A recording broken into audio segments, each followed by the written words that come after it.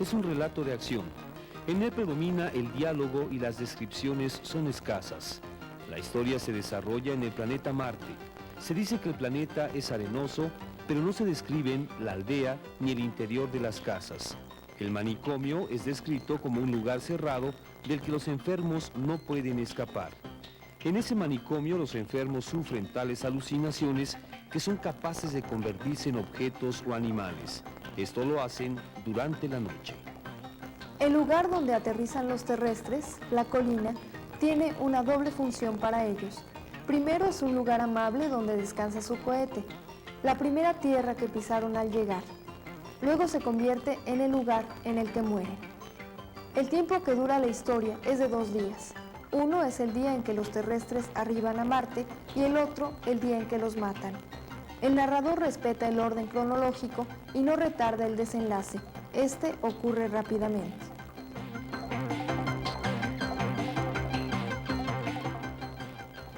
Aunque el cuento nos presenta a una civilización avanzada, en ella la gente vive en casas de piedra.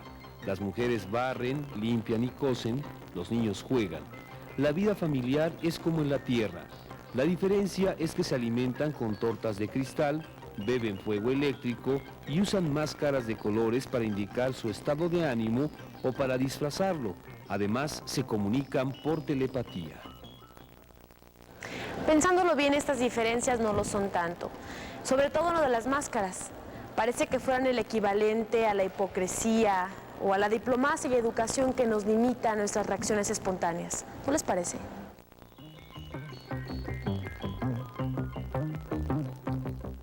En Marte, según el cuento de Ray Bradbury, existe una degradación en cuanto a los sentimientos y valores que en una sociedad altamente mecanizada se suele dar. Los problemas a los que alude el relato y que nosotros también padecemos son indiferencia frente a los problemas ajenos y deshumanización, incomunicación entre los hombres, marginación, mecanización. el uso de las máscaras tiene un importante significado. Con ellas los marcianos pueden fingir estados de ánimo, se aíslan de los demás y pierden identidad y autenticidad. Los valores de los terrestres contrastan con los de los marcianos. Mientras los primeros son amistosos, solidarios, francos, sencillos, los segundos son fríos, indiferentes, calculadores, irónicos, deshumanizados. ¿Pero verdad que no tenemos que ir a Marte para enfrentarnos a seres así? Aquí en la Tierra también los tenemos. A través de su obra, Ray Bradbury incursiona en el terreno de la ciencia ficción, pero aunado a eso está la crítica a la falta de valores, a la corrupción y a la deshumanización a la que puede llegar una civilización avanzada.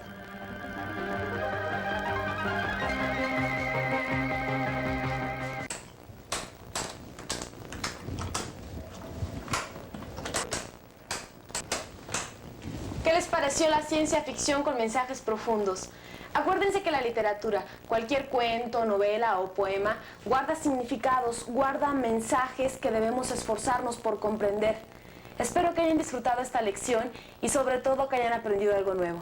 Los veo en la próxima.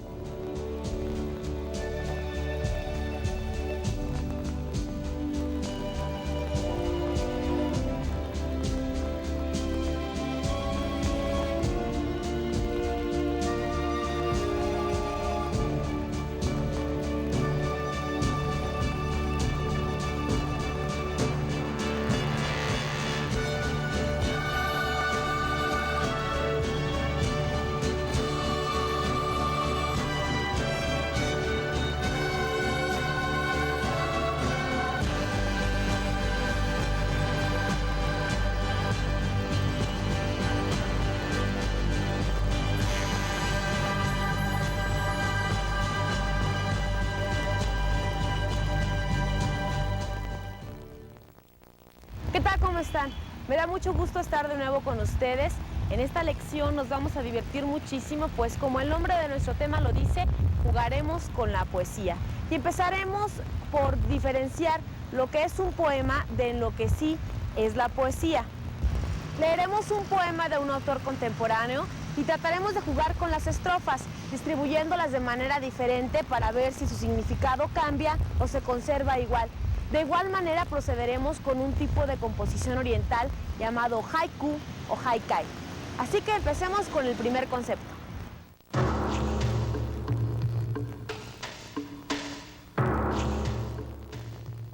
Un poema es una composición, una serie de palabras dispuesta de una determinada manera.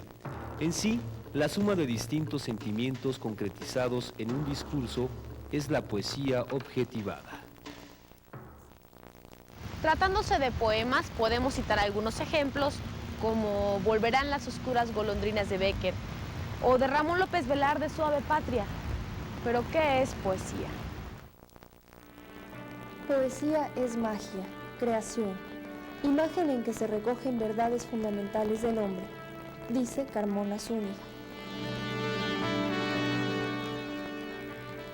Es una investigación de ciertas esencias: el amor, la vida, la muerte, Dios, dice Gorostiza. Sentimiento indefinible, sostiene Carmen de la Fuente. Demasiado corpóreo, limitado, compacto.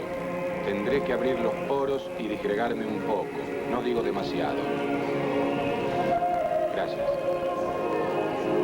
Musicalmente el clarinete es un instrumento muchísimo más rico que el diccionario. Gracias. La esperanza dispone de tantos terrenos baldíos.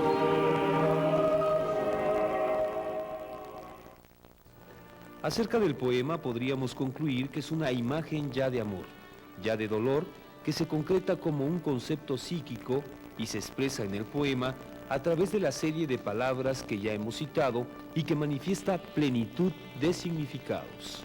Pero volviendo a la poesía, Jan Cohen dice que es una manera de comunicar un mensaje rompiendo con las estructuras tradicionales del lenguaje, buscando nuevas perspectivas para acercarse a la realidad y atraparla.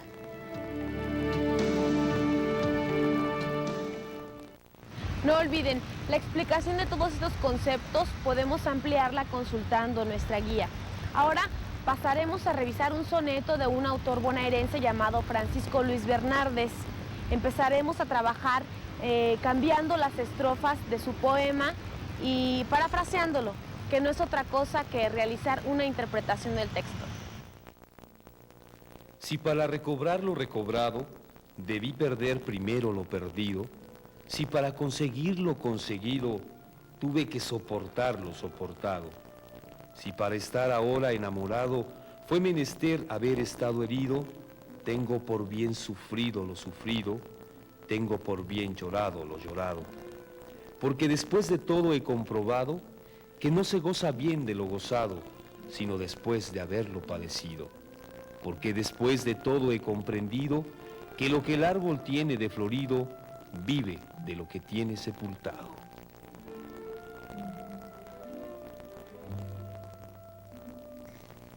Si jugamos con las estrofas cambiándolas de orden, el poema quedaría así. Si para recobrar lo recobrado debí perder primero lo perdido, si para conseguir lo conseguido tuve que soportar lo soportado, tengo por bien sufrido lo sufrido, porque después de todo he comprendido que lo que el árbol tiene de florido vive de lo que tiene sepultado. Si para estar ahora enamorado fue menester haber estado herido, tengo por bien llorado lo llorado. Porque después de todo he comprobado que no se goza bien de lo gozado, sino después de haberlo padecido.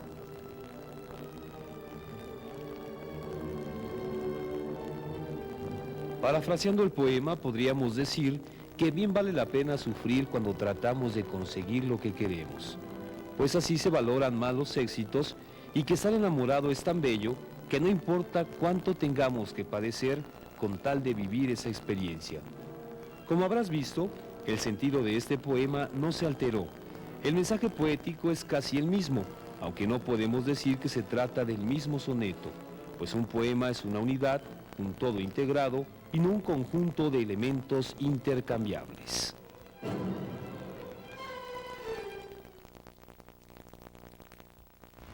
En el caso de la poesía, el orden de los factores sí altera el producto, y al cambiar el más pequeño detalle podemos cambiar la esencia poética y por consiguiente el mensaje.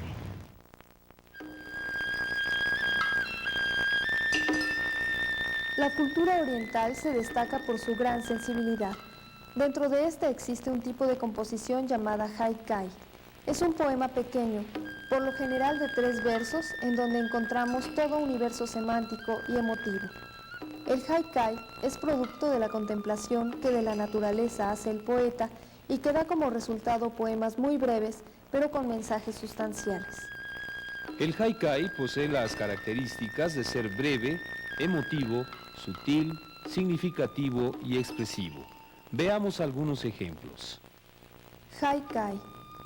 Tiembla en un pétalo, oh cristal sorprendido, el universo.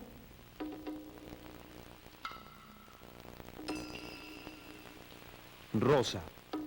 Un poco brisa y un poco estrella. Una flor o una diosa.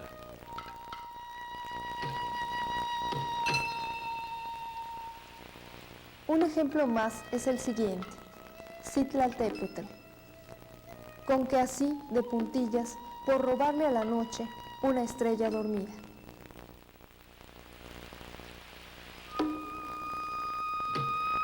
¿Qué sucedería si cambiáramos en un haikai el orden de los versos? Rosa. Una diosa, un poco brisa y un poco estrella. Una flor.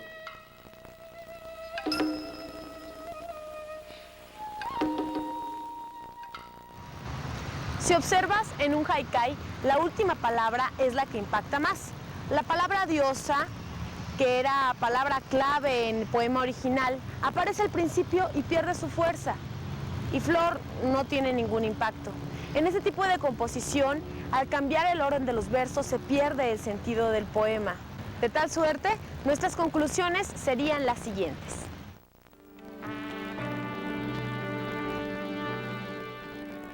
Poesía es la creación de una imagen de la realidad en la que se recogen verdades fundamentales del hombre, sus esencias. La imagen se expresa a través de palabras y manifiesta plenitud de significados.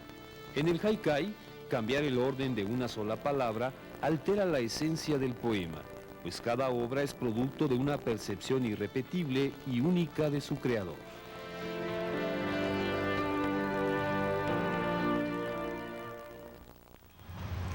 Hemos jugado cambiando de orden algunas estrofas y versos como ejercicio de creatividad, para poder advertir si es posible cambiar un mensaje poético. Y aprendimos a valorar la obra como parte del alma de un poeta. Sin embargo, no debes olvidar que tienes que repasar tu guía. Te recomendamos realizar algunos ejercicios cambiando versos del haikai. Te vas a divertir. Es así como damos fin a nuestra clase de hoy. Hasta la próxima.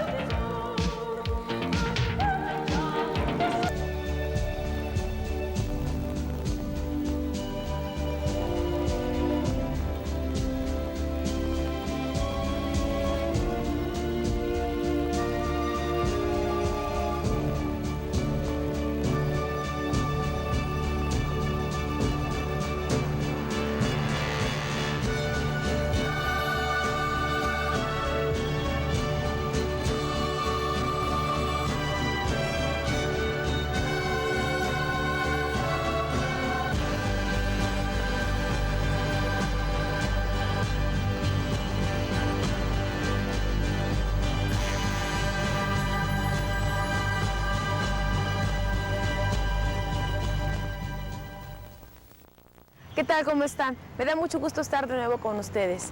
Quiero decirles que en esta clase, como en las anteriores, vamos a estar muy entretenidos, pues continuaremos jugando con la poesía.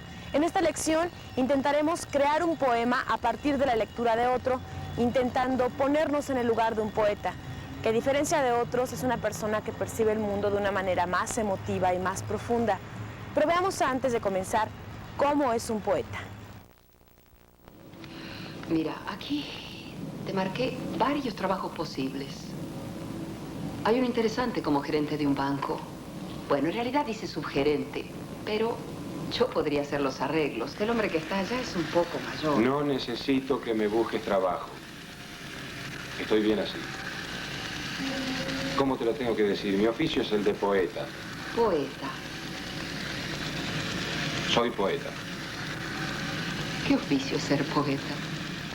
¿Dónde dice aquí? Se busca poeta. Buena remuneración. Un poeta, como los demás seres humanos, está dotado de sentidos, pero no mira, no toca, no escucha superficialmente. Su visión va más allá. Cada acto suyo trasciende la realidad, la traspasa para captar su esencia, cierra sus ojos y de un mundo interno hace brotar la imagen poética. Así que vamos a contagiarnos de esas imágenes, vamos a situarnos en el lugar del poeta, tratando de percibir todo de otra manera y buscando la magia en cada imagen.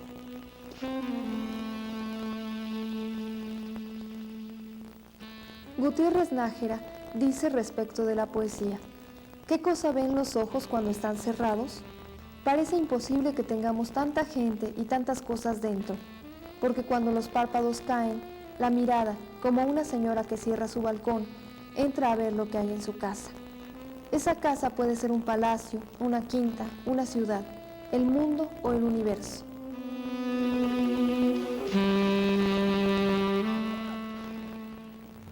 Si analizamos lo que nos dice Gutiérrez Nájera acerca de la poesía, advertiremos que de alguna manera todos la llevamos dentro y que no es tan difícil objetivarla por medio de un poema. Pero veamos qué nos dice Gustavo Adolfo Bécquer respecto al mismo tema. Hay una poesía magnífica y sonora, una poesía hija de la meditación y el arte que engalana con todas las pompas de la lengua, que se mueve con una cadenciosa majestad, habla de la imaginación, completa sus cuadros y la conduce a su antojo por un sendero desconocido, seduciéndola con su armonía y hermosura. Es una poesía que nace, se desarrolla, acaba, se desvanece, tiene un valor dado, es la poesía del mundo.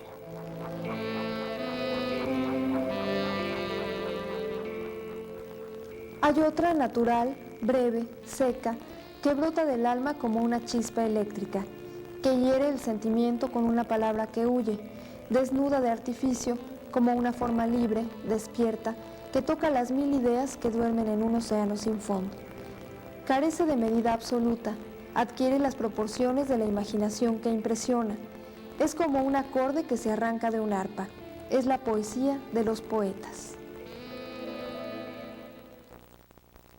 Como podrás observar, para Bécquer existen dos tipos de poesía, y aunque él mismo hace la diferencia, estos dos conceptos son igualmente creativos y enriquecedores. Pero vayamos a la tarea que nos propusimos desde un principio. Intentemos crear un poema a partir de la lectura de Para llegar a ti, del autor Juan Cervera, intentando contagiarnos de su espíritu e imágenes poéticas y procurando sumergirnos en el misterio y la belleza que van más allá de la realidad perceptible. Para llegar a ti. Para llegar a ti, y me lo sé doliéndome, son inútiles todas las palabras. Sin embargo, todo esto que soy y aún no muere, se entrega con pasión, de corazón antiguo, a los puentes colgantes de los viejos vocablos, y repite tu nombre, vivido como el sol, enamorándome lengua adentro.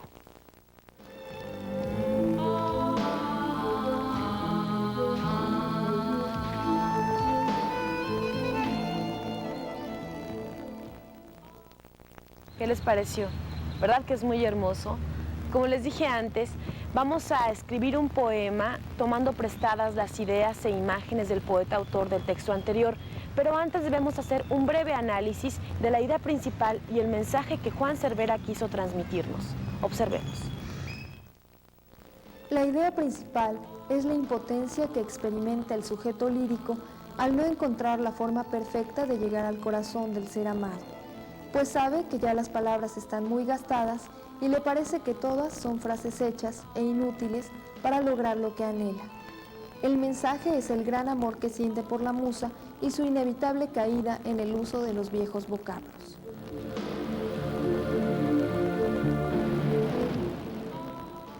Compenetrados en el mensaje y meditado el poema, trataremos de expresar lo mismo, pero con nuestras propias palabras. No necesariamente tiene que rimar. Recuerden que existe la prosa y que el objetivo es crear. El poema tal vez podría quedar así. Me es tan difícil llegar a ti por medio de las palabras. Sé cuán gastadas están. Sin embargo, por más que intento, no conozco otra forma que decir te amo o entregándome a ti con un beso apasionado. Les recuerdo que la forma en que quedó el poema es solo una posibilidad, pues no debemos de olvidar que cada uno de nosotros podemos tener distintas percepciones acerca de una misma cosa, y tal vez a ustedes les habría quedado diferente. Lo importante es no desanimarnos y continuar haciendo ejercicios consultando siempre nuestra guía. El poema que a continuación vamos a leer es de un escritor uruguayo que se llama Mario Benedetti.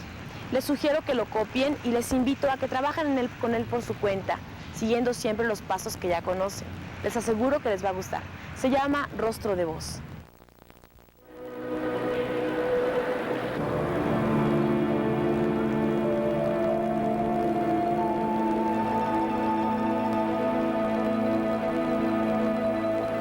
Tengo una soledad tan concurrida,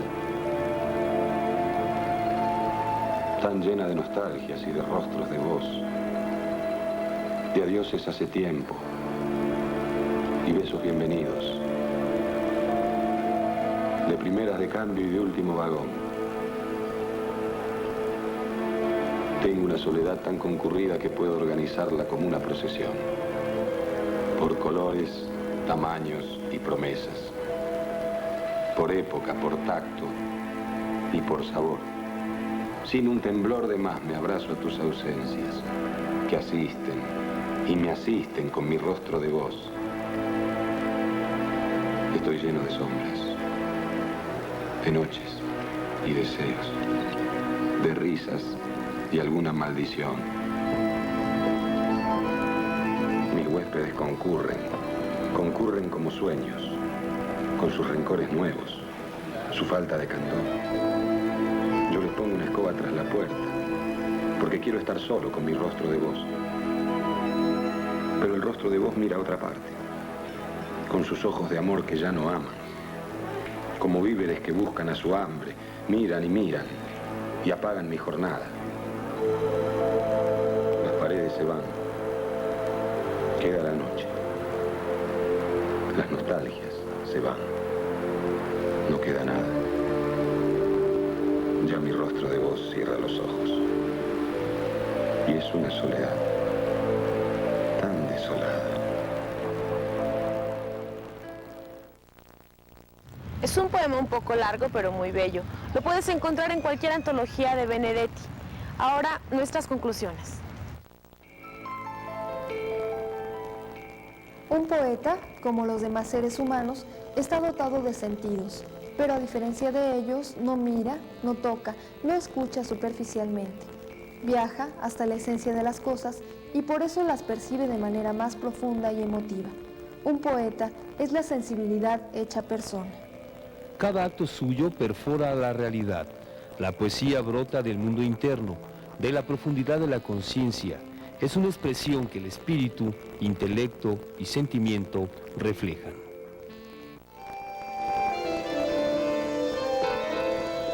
¿Me permite? ¿Sí? ¿Conoce a Benedetti? Benedetti. Sí. ¿Trabaja acá?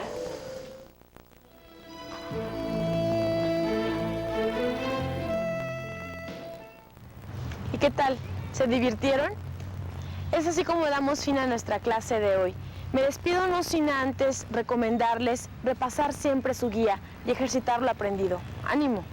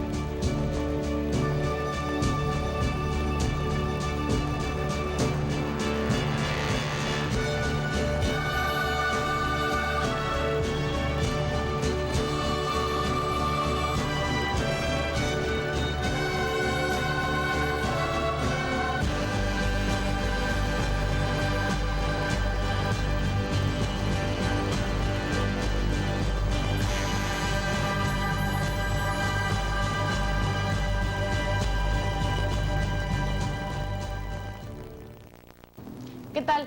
Como siempre es un placer estar de nuevo con ustedes y espero que continúen ejercitándose jugando con la poesía. La clase del día de hoy va a ser muy divertida y edificante, pues como ya se enteraron, vamos a dar lectura a algunas creaciones poéticas que nos fueron enviadas por compañeros suyos. Pero antes, volvamos a hablar un poco de la poesía.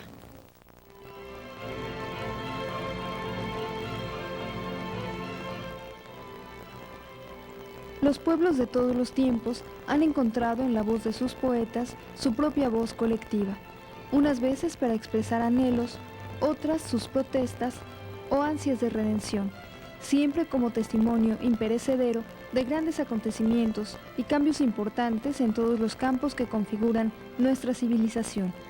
Sin la poesía, la historia de cada pueblo quedaría incompleta.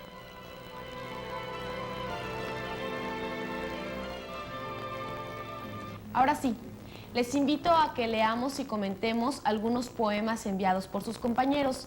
Espero que esto les sirva de incentivo para seguir escribiendo y enviando sus propuestas. Veamos. Hoy era un día especial. Hablábamos, reíamos. El destino era tan bueno. Nos tenía que separar. Ese destino que un día nos unió, hoy nos separa. Y solo esos bellos recuerdos son los que quedan. Esas sonrisas, esas miradas, esa alegría que contagiaba toda hora, todos los días. Esos recuerdos nunca se olvidan. Sin ti siento que la vida se va, si Dios me ayudara a olvidarte. Pero cada mañana mi pensamiento me traiciona y mi corazón te recuerda. Porque aunque lo escrito se borre y las palabras se las lleve el viento, sobrevivirán los recuerdos. Por eso siempre te recuerdo, porque aunque trate de olvidarte, aprendí primero a quererte. Porque aunque quisiera olvidarte, no tardaré en recordarte. Yo quisiera olvidarte, pero siempre te recuerdo. Yo quisiera olvidarte, pero al final no puedo. Como podrán constatar, efectivamente, la poesía refleja los sentimientos del poeta. Sentimientos que nos permiten conocer una parte de su mundo interno. Pero continuemos revisando los poemas. El siguiente se llama Recuerdo. Aunque no estés conmigo, siento tu presencia junto a mí. Me queda tu recuerdo grabado en mi mente alocada, de tu cuerpo y de tu pelo hermoso como el oro macizo. El aroma de tu perfume halagador y de tus ojos adormitados. El sabor de tus labios dulces como la miel y los suspiros de tu corazón enamorado.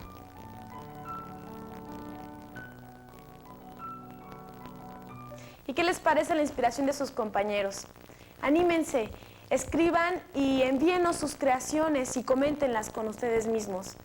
Les aseguro que va a ser muy constructivo. Para terminar ahora con la sección de los poemas enviados por ustedes, vamos a dar lectura a uno que se titula Búsqueda.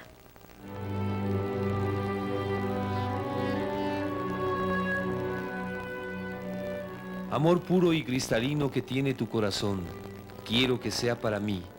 Quiero que tu mirada inquieta en el amor busque en mí el amor que es para ti.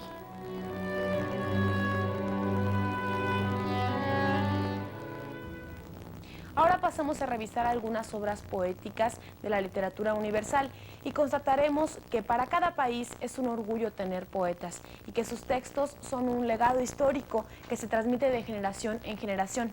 Comencemos con Grecia y uno de sus más importantes poetas.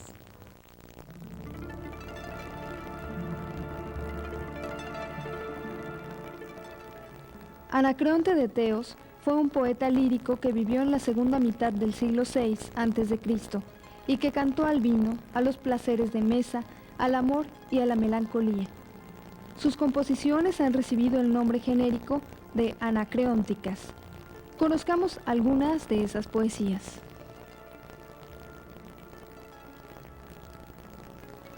La rosa de Cupido juntemos al hieo, y de ella laureados bebamos y juguemos.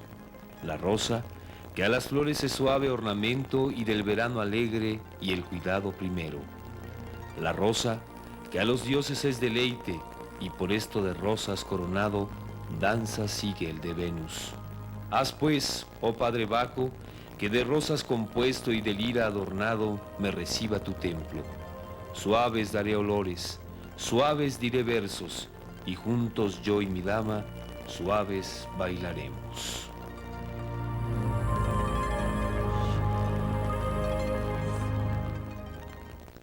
Respecto de la poesía española podemos referirnos al poeta Gutiérrez de Cetina, quien nació en Sevilla en el año de 1520 y vivió mucho tiempo en Italia al servicio del rey Carlos V. Fue autor de sonetos y canciones con influencia del poeta italiano Petrarca. Se cree que murió en México hacia 1557. Una de sus obras más conocidas es el Madrigal.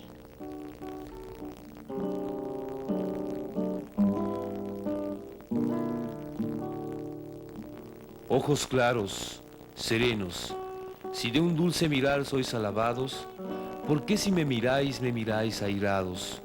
Si cuanto más piadosos, más bellos parecéis aquel que os mira. No me miréis con ira, porque no parezcáis menos hermosos. Ay, tormentos rabiosos, ojos claros, serenos, ya que así me miráis, miradme al menos.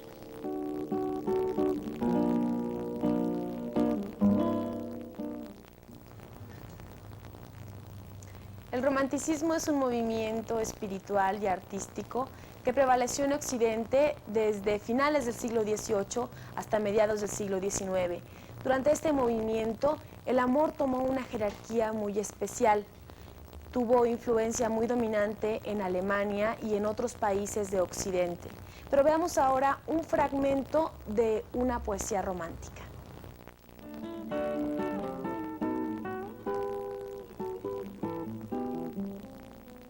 Estoy enamorado de una flor, mas no acierto cuál es y sufre mi alma. Y miro en la corona de las flores que encuentro un corazón buscado. Cuando anochece exhalan sus aromas las flores, los ruiseñores cantan. Un corazón yo busco tan bello como el mío y como el mío triste. Cantan los ruiseñores y comprendo el sentido de su canto tan dulce. Y ambos juntos sentimos tanto dolor y pena en el fondo del pecho.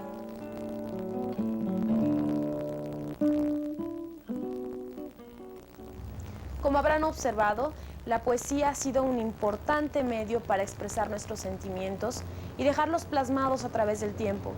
Hemos revisado poesía de distintas nacionalidades, pero tratándose de la literatura hispanoamericana, recordaremos a la poetisa uruguaya Juana de Ibarburu, cuya obra dentro del modernismo se ha caracterizado por un gran amor a la vida. Entre sus libros podremos citar Las lenguas de diamante y El cántaro fresco. El siguiente poema es de su autoría y se llama Sombra. Escuchémoslo.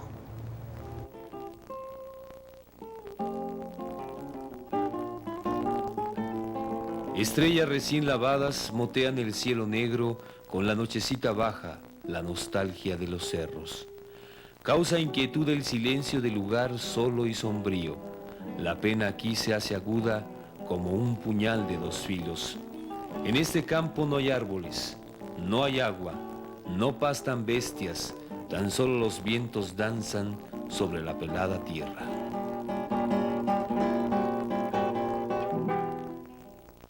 Un poema bello, ¿no les parece? Por hoy nuestra clase lamentablemente se ha terminado, pero les recuerdo que deben repasar sus guías, terminar sus lecturas y analizarlas y comentarlas con sus compañeros. No olviden que la poesía es un lenguaje universal que mueve el mundo. Hasta la próxima.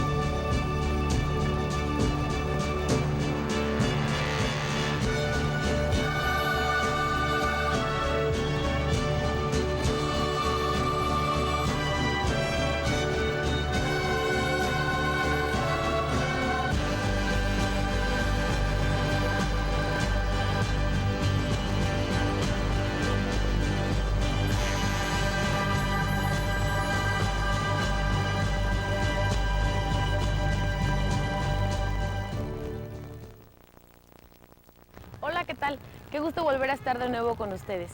El día de hoy veremos un tema nuevo y muy interesante, pues aprenderemos cuál es la función del lector literario dentro de la narrativa. Para entenderlo mejor, leeremos un cuento de José Benigno Cili que se titula La conversión. Les aseguro que nos vamos a entretener mucho. En principio recordaremos que la literatura es un acto de comunicación y como tal cuenta con un emisor y con un receptor. Observemos.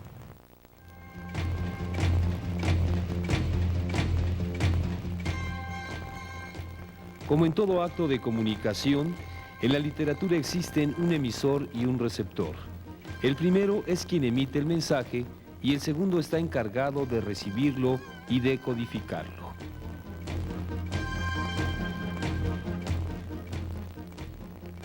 En la literatura, el emisor se identifica con el autor y el narrador.